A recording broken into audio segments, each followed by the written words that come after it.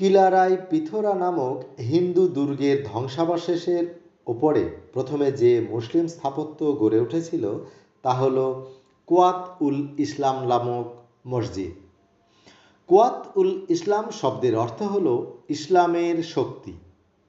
এই মসজিদটি ভারতবর্ষের প্রথম মসজিদ বলে মনে করা হয়। ইতিহাস সূত্র থেকে জানা যায় ২৭টি হিন্দু ও জৈন মন্দির ধ্বংস করে তার উপকরণ দিয়ে ভারতের প্রথম মসজিদ নির্মাণ করা হয়েছিল। মসজিদের স্তম্ভগুলির নকশা দেখলে সহজেই অনুমান করা সম্ভব হয় যে এগুলো হিন্দু স্থাপত্যের নিদর্শন। তবে মসজিদের স্থাপত্যশৈলী ইন্দো ইসলামিক রীতির।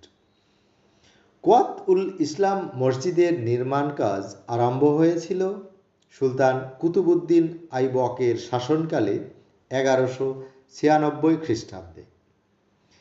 ১১১০ খ্রিস্টাব্দে তাঁর মৃত্যুর পর নির্মাণের কাজ শেষ করেন জামাতা ইলতুৎমিশ। ১২১৬ খ্রিস্টাব্দে ইলতুৎমিশ মসজিদ নির্মাণ সমাপ্ত করেন। তবে বিভিন্ন ঐতিহাসিক তথ্য থেকে জানা যায় কুয়াত উল ইসলাম মসজিদের বিভিন্ন অংশের সম্প্রসারণ দীর্ঘকাল ধরেই চলেছিল। সুলতান আলাউদ্দিন খলজির মৃত্যু অর্থাৎ ১৩১৬ খ্রিস্টাব্দ পর্যন্ত কুয়াত উল ইসলামের সম্প্রসারণ চলেছিল। মসজিদের কিছু কিছু অংশ কালের নিয়মে ধ্বংস হয়ে গেছে। কুতুব মিনার কমপ্লেক্সের একটি বিখ্যাত স্থাপনা হল আলাই দরওয়াজা। সুলতান আলাউদ্দিন খলজি এই স্থাপত্যটি নির্মাণ করেছিলেন কুয়াত উল ইসলাম মসজিদের সম্প্রসারণের জন্য। এটি মসজিদে প্রবেশের দক্ষিণ দিকের প্রবেশপথ।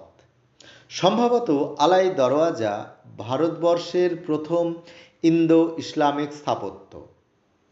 এই স্থাপত্যটির 4টি প্রবেশপথ এবং একটি গম্বুজ। স্থাপত্যটির মোট উচ্চতা ৪৭ ফুট।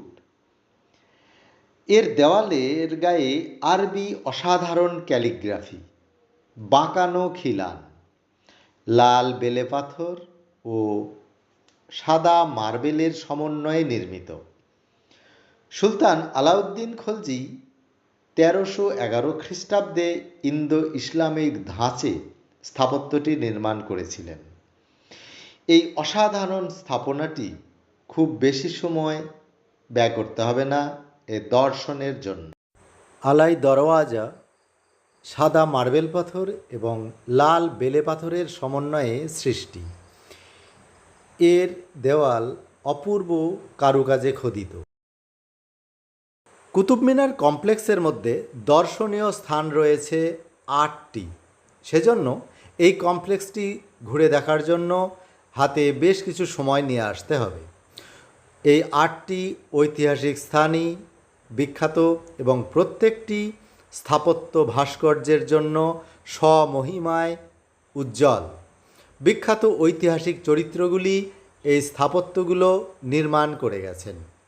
আর প্রত্যেকটি নির্মাণ শৈলীর কারুকাজ অসাধারণ এবং প্রত্যেকটি স্থাপত্য দর্শকদের নজর কাড়বে এবং প্রশংসার দাবি রাখবে। কুতুব মিনার কমপ্লেক্সের মধ্যে সুলতান আলাউদ্দিন খলজি এই মাদ্রাসাটি নির্মাণ করেছিলেন। মাদ্রাসাটি লাল বেলে পাথর দ্বারা নির্মিত। এর উপরের আচ্ছাদন কালের গর্ভে বিলীন হয়ে গেছে, তবে স্থাপত্যশৈলী এখনও বোঝা যায়। কুতুব মিনার কমপ্লেক্সের মধ্যে একটি দর্শনীয় স্থান হল সুলতান আলাউদ্দিন খলজির কবর। সমাধি ভবনের কোনো আচ্ছাদন নেই। খলজি বংশের শ্রেষ্ঠ শাসকের কবরটি অযত্নে, অবহেলায়, অনাদরে পড়ে আছে। চৌকি আকারের সাদামাটা একটা সমাধি মাত্র।